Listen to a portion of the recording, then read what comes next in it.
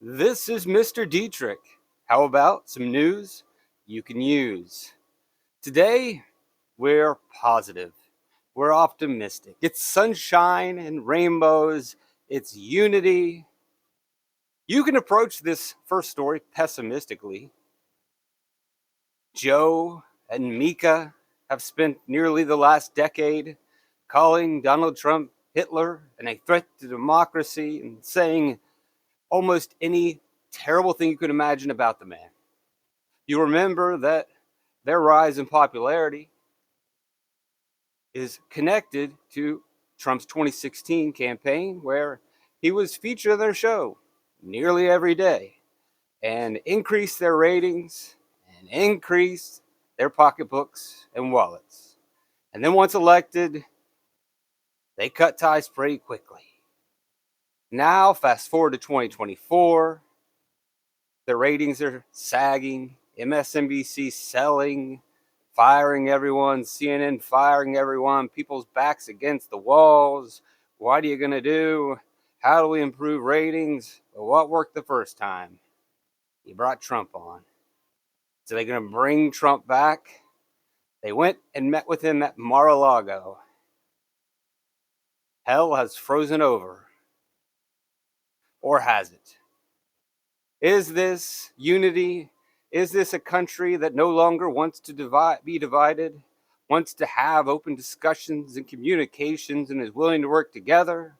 Or is it all about the money? Depends on how you want to look at it. I today choose sunshine and rainbows, unity.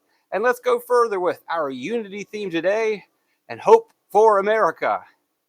We've got Democrat Senator Chris Coons speaking on DOGE, the Department of Government Efficiency run by Elon Musk, and Vivek Ramaswamy, which plans on firing nearly all of the federal bureaucracy, the blob, the deep state, cutting them out. And Senator Coons, the Democrat, says he's on board.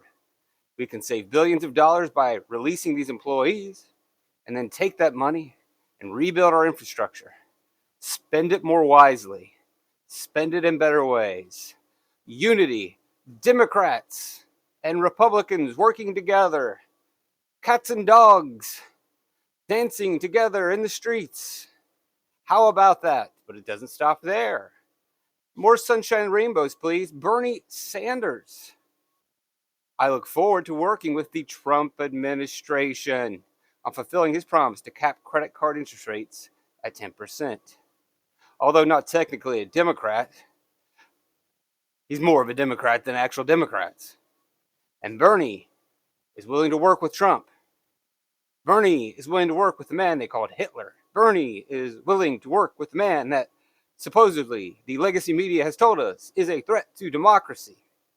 Here we are, working together, communicating, serving the American public, building a great nation. Sunshine and rainbows. But it doesn't end there. One more positive story of Democrats doing the right thing, no longer being anti-Trump. Josh Shapiro, governor of Pennsylvania, likely should have been the vice president candidate, but was not selected for various reasons, of which we will not go into because today's about sunshine and rainbows. Now in Pennsylvania at the moment, there are a lot of shenanigans going on.